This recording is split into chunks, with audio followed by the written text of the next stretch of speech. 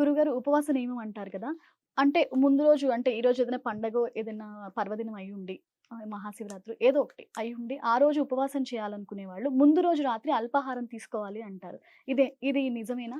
అలాగే చేయాలా? ఉపవాసానికి అర్థం తెలుసా అమ్మా? ఉపవాసించడం అంటే ఏంటి? కడుపుని కాదు. మార్చేయటం, ఎండగట్టేయటం, ఏమీ కాదు. తినకుండా ఉండటం హ్మ్. కదా! కాదు కదా! ఆ! భగవంతుడికి దగ్గరగా ఉండడం. హ్మ్. అంటే హిందూ ధర్మాన్ని పక్కన పెడితే హ్మ్. ఆయుర్వేద శాస్త్రం హ్మ్. లంకణం పరమౌషధం అని చెప్పింది. హ్మ్. అంటే ఎందుకు నువ్వు భగవంతుడిని ఆరాధించాలి? ఎందుకు ఆరాధిస్తున్నావు అంటే హ్మ్. లౌకికమైనటువంటి వాంఛలు తీర్చుకోవడానికి హ్మ్. కదా! హ్మ్. నీకేవో కోరికలున్నాయి. హ్మ్. ఆ కోరికలు తీర్చుకోవడం కోసం ఉపవాసం చేస్తే, ఈ పూజ చేస్తే హ్మ్. ఈ ఫలితాలుంటాయి. హ్మ్. అవేమీ లేవు అన్నప్పుడు నువ్వు చేస్తావా? చెయ్ చెయ్యి. నిజం. అంటే ఉపవాసించడం అంటే భగవంతుడికి దగ్గరగా ఉండడమే. హ్మ్. తిండి మానేయటం కాదు. హ్మ్. ఆయుర్వేద ధర్మం అంటే ఇక్కడ ఆయుర్వేదము, హ్మ్. హిందూ ధర్మము మనకు నేర్పింది ఏంటి అంటే హ్మ్. జీవన విధానాన్ని నేర్పింది. హ్మ్. మనం ఇంతకుముందు మాట్లాడుకున్న ఎపిసోడ్‌లో హ్మ్. ఒకసారి తింటే యోగి, 2 సార్లు తింటే భోగి, 3 సార్లు తింటే రోగి. రోగి. ఇక్కడ ఉదయం అల్పాహారం తీసుకున్నావు. హ్మ్. మధ్యాహ్నం భోజనం చేసావు. హ్మ్. ఇది గృహస్థాశ్రమంలో నువ్వు భోగిగా అన్ని రకాల సుఖాలను అనుభవిస్తూ ఉండడానికి. హ్మ్. ఇప్పుడు రేపు ఏకాదశి, హ్మ్. ఇవాళ దశమి. హ్మ్. అప్పుడు రేపు ఏకాదశి ఉపవాసం చేద్దామని అనుకున్నప్పుడు, హ్మ్. దశమి రోజు సాయంత్రం ఏం జేస్తావు? ఒరిజినల్‌గా శాస్త్రంలో లేదు. హ్మ్. ఆయుర్వేద వైద్య విధానంలో లేదు. హ్మ్. అంటే నువ్వేం తినవు గదా! హ్మ్. ఆ దశమి రోజు మధ్యాహ్నం భోజనం అయిపోయింది. హ్మ్. అయిపోయిందింక. హ్మ్. ఏకాదశికొచ్చేసావు. హ్మ్. ఏకాదశి ఉపవాసం ఉంది కాబట్టి ఏకాదశి రోజు ఏం జేస్తావు? ఉదయం అల్పాహారం కూడా లేదు. హ్మ్. మధ్యాహ్నం భోజనం లేదు. హ్మ్. ఎలాగో శాస్త్రం ప్రకారం సాయంత్రం నిషిద్ధం సూర్యాస్తమయం తర్వాత. అవును. ద్వాదశి రోజు ఉదయం మాత్రం త్వరగా పూజ చేసుకొని త్వరగా తినాలి ఉంది శాస్త్రం. హ్మ్. ఇంకేముంది?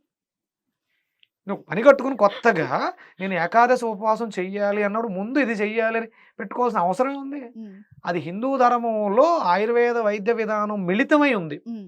నువ్వు కొత్తగా ఇంకేం చేయక్కర్లే. హ్మ్. నీ దగ్గర బోలెడన్ని మందులున్నాయి. నీ ఒంట్లోనే ఉన్నాయి. హ్మ్. నీకు నొప్పొస్తుంది. హ్మ్. కావాల్సింది టాబ్లెట్‌లు ఏమిస్తారు? హ్మ్. డైక్లోఫెనాక్ ఇవ్వాలి. ఎస్క్లోఫెనాక్, డైక్లోఫెనాక్ నొప్పిని హ్మ్.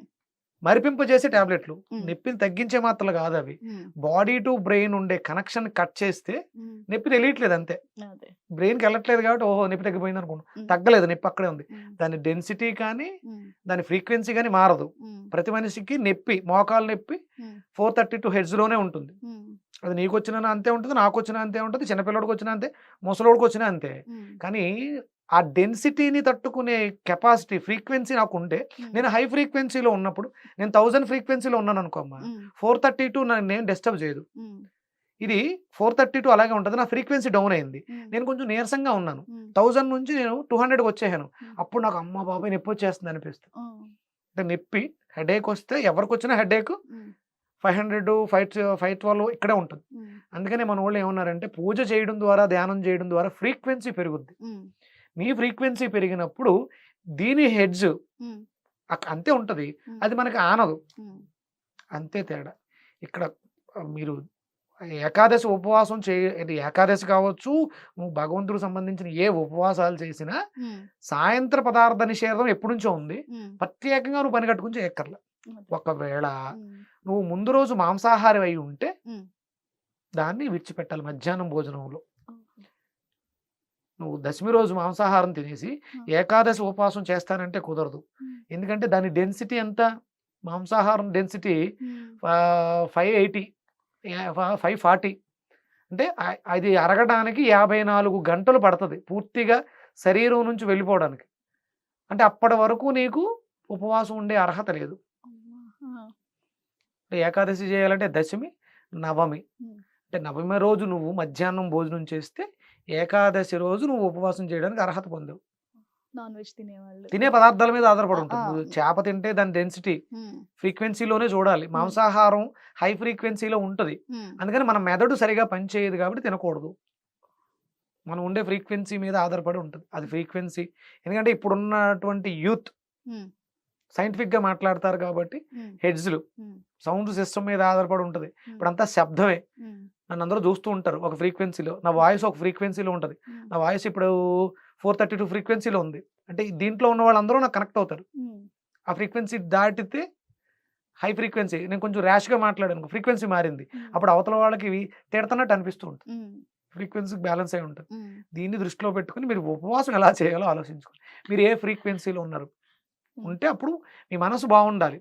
లో ఫ్రీక్వెన్సీ అంటే 30-40లో ఉన్నారనుకో, మా చిరాకు, కోపము, ఇరిటేషన్ ఇవన్నీ వస్తూ ఉంటాయి. మనకు కొంతమంది నెగిటివ్ కామెంట్లు పెడుతూ ఉంటారు, వీళ్ళు ఏ ఫ్రీక్వెన్సీలో ఉన్నారంటే 70-80 ఫ్రీక్వెన్సీలో ఉంటారు. 432 రావాలంటే వాళ్ళకి చాలా టైం పడుతుంది, చాలా నాలెడ్జ్ ఉండాలి వాళ్ళకి. నాలెడ్జ్ ఉన్నవాడు నేను వాగేది పిచ్చివాగుడు, నేను చెప్పే దాంట్లో నిజం లేదు, నువ్వు నాతో కలవాల్సిన అవసరమే ఉంది, కామెంట్ చేయాల్సిన అవసరమే ఉంది. నువ్వు హై ఫ్రీక్వెన్సీలో ఉన్నప్పుడు ఈడెవడ పిచ్చివాడు వాగుతాడు అని కామ్ అవుతాడు. లేదు, ఆడు మంచి ఫ్రీక్వెన్సీలో ఉన్నాడు, నేను కూడా మంచి ఫ్రీక్వెన్సీలో ఉన్నాడు, అర్థం చేసుకుంటాడు, కామెంట్ చేయాల్సిన అవసరం లేదు, అప్రిసియేషన్ కూడా అవసరం లేదు, ఓకే 10 మందికి మంచి జరుగుతుందని న్యూట్రల్గా ఉంటాడు. లో ఫ్రీక్వెన్సీలో ఉన్నవాళ్ళు అంటే దిగువ జాతి భావోద్వేగాలతో ఉంటే, తెలుగులో మాట్లాడుకోవాలంటే అంటే లోయర్ ఎమోషన్స్ అవన్నీ, మణిపూరకం నుంచి కిందకు ఉండేవన్నీ కూడా దిగువ జాతి భావోద్వేగాలు, అంటే సెక్స్, కోరిక, సంపాదన, ఇవన్నీ కూడా కింద జాతి, మూలాధారము, స్వాధిష్టానము, మణిపూరకం కింద, ఇవన్నీ కూడా అంటే వాళ్ళు మనోవేగాలన్నీ అలాగే ఉంటాయి. హై ఫ్రీక్వెన్సీ అంటే అనాహతము, విశుద్ధి, ఆజ్ఞ, సహస్రారం, ఇది డివైన్. భగవంతుడు ఎలా ఆలోచిస్తాడు, కింద ఉన్నవన్నీ దిగువ జాతి, పైన ఉన్నవన్నీ డివైన్ ఎనర్జీతో కనెక్ట్ అయి ఉంటాయి. దానికి తగ్గట్టు మనం ఉపవాసం చేయాలి. గురుగారు చాలా చక్కగా చెప్పారు, ధన్యవాదాలండి. అర్థమైందా? అసలు అర్థమయ్యేసలు నాకు ఫస్ట్ ఏంటంటే నేను ఫస్ట్ ఒక షాక్ లో ఉన్నాను, ఇంత ధన్యవాదాలని చెప్పాను కానీ నిజంగా ఉపవాసం చేస్తాము అదే అయిపోయింది ఇంకా ఆ రోజు చేసేసాము అనుకోవడమే తప్పితే ముందు రోజు ఉపవాసానికి ఇంత ఉంటుంది, మనం తినే ఆహారంలో ఇన్ని నియమాలు ఉంటాయి అనేది నిజంగా ఫస్ట్ నీకే నేను అర్థమయ్యేలా చెప్పాలి, నీకే అర్థం కాకపోతే చూసే వాళ్ళకి ఏమర్థం అవుతుంది. ఇన్ని నియమాలు ఉంటాయని నిజంగా షాక్ లోనే ఉన్నాం. అంటే మెయిన్ తెలుసుకోవాల్సిన విషయాలు ఎన్నో చెప్పారు, నిజంగా అర్థం కాకపోవడం కాదు, ఇన్ని తెలియకుండా చేస్తున్నావా అని. నేను ఫ్రీక్వెన్సీలు హెడ్జెల్ గురించి ఎందుకు మాట్లాడానంటే ఇప్పుడు పిల్లలందరూ కూడా ఇదే ఈజీగా అర్థం అవుతుంది. సౌండ్ మనం ఒక థియేటర్కి వెళ్ళినప్పుడు డిటిఎస్, డోల్బీ, అట్మాస్ వీటిని ఎంజాయ్ చేస్తున్నాం కదా, అవి అద్భుతంగా ఎలాంటి వాడినైనా సరే డాన్స్ చేస్తాయి, ఫ్రీక్వెన్సీ బాగుంటాయి. లో ఫ్రీక్వెన్సీలో ఉంటే, లో ఫ్రీక్వెన్సీ ఏంటి మనకు చూడండి, శవయాత్ర చేస్తున్నప్పుడు వాయిస్తారు, అవి లో ఫ్రీక్వెన్సీ. దానికి ఎవరు స్పందిస్తారు, ఆ చుట్టుపక్కల ఉండేవాళ్ళు, స్పేస్ వరకు. అంటే ప్రతి మనిషి ఇప్పుడు ఒక బెంచ్ కారులో వెళ్ళేవాడు ఫ్రీక్వెన్సీ ఎంతలో ఉంటుంది, హై ఫ్రీక్వెన్సీలో ఉంటుంది. వాడు వీటికి స్పందించిన కంట్రోల్ చేస్తాడు, నేను చేయకూడదు, అదే ఫ్రీక్వెన్సీ, అదే మనిషిని నడిపిస్తుంది. ఫ్యూచర్ అంతా దీని మీద ఉందమ్మా. ఇప్పుడు మనం ఒక కొత్త యుగంలో ఉన్నాం, మొన్నటి వరకు అది మీనయుగం, ఇప్పుడు ఇది కుంభయుగం. కుంభం అనగానే సైంటిఫిక్, శని ప్రభావం అధికంగా ఉంటుంది. ఫ్యూచర్ అంతా చూడండి సైన్స్ మీదే ఉంటుంది, భవిష్యత్ అంతా కూడా ఇంచుమించు ఒక 2000 సంవత్సరాల పాటు, మొన్నటి వరకు ఆధ్యాత్మికత నడిచింది, ఇప్పుడు అంతా కూడా సైన్స్ నడుస్తుంది. అంటే మనకి రోబోస్, ఆర్టిఫిషియల్ ఇంటెలిజెన్స్ ఇవన్నీ వస్తున్నాయి, ఇవి ఉండే కొలది ఇంకా పెరుగుతాయి. నేను కూడా అప్గ్రేడ్ అవుతున్నాను, ఒక మిషన్ తయారు చేశా, అప్గ్రేడ్ మిషన్. ఈ ఫ్రీక్వెన్సీని కనెక్ట్ చేసి మనిషిని హీల్ చేయడం ఎలా సౌండ్తో, త్వరలోనే చెప్తాను.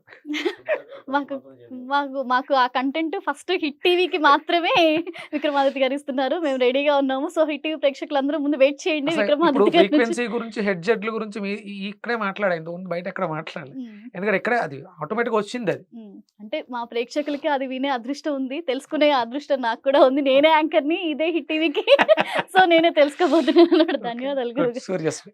హిట్ టీవీ యాప్, ఇందులో short news, live news, entertainment shows, movies, digital magazines తో పాటు మీ జిల్లా వార్తలను కూడా ఫ్రీగా చూడొచ్చు. అంతేకాదు కేజీ నుంచి పీజీ వరకు విద్యార్థులకు స్కాలర్షిప్ కూడా అందిస్తున్నాం. ప్రతి వారం 10 మందికి లక్కీ డ్రా ద్వారా ఒక్కొక్కరికి 10,000 రూపాయలు అందిస్తున్నాం. ఇంకెందుకు ఆలస్యం, వెంటనే హిట్ టీవీ యాప్ ని డౌన్లోడ్ చేసుకుని ఫ్రీగా ఎంటర్టైన్మెంట్ పొందండి. Hit TV app, hit TV app, please download hit TV app. Hit TV app ని ఫ్రీగా డౌన్లోడ్ చేసుకుని ఎంజాయ్ చేయండి. మీకు నచ్చిన ఎంటర్టైన్మెంట్ కోసం హిట్ టీవీ యాప్ ని ఫ్రీగా డౌన్లోడ్ చేసుకుని ఎంజాయ్ చేయండి. హిట్ టీవీ యాప్ ని డౌన్లోడ్ చేసుకుని ఆస్వాదించండి, ఆశీర్వదించండి. ఇంతమంది సెలబ్రిటీలు హిట్ టీవీ యాప్ ని డౌన్లోడ్ చేసుకోండి అని చెప్తున్నారంటే ఎంత మంచి యాప్ ఆలోచించండి. అమెరికా అమెరికా అమెరికా అమెరికాలో చదవాలనుకునే వాళ్ళకి విశ్వసనీయమైన పేరు మన శౌర్య కన్సల్టెన్సీ. UK లో 1 year masters, UK లో 1 year masters, 2 years work permit up to 5 years visa. Contact Saurya Consultancy. Contact 89851 89851.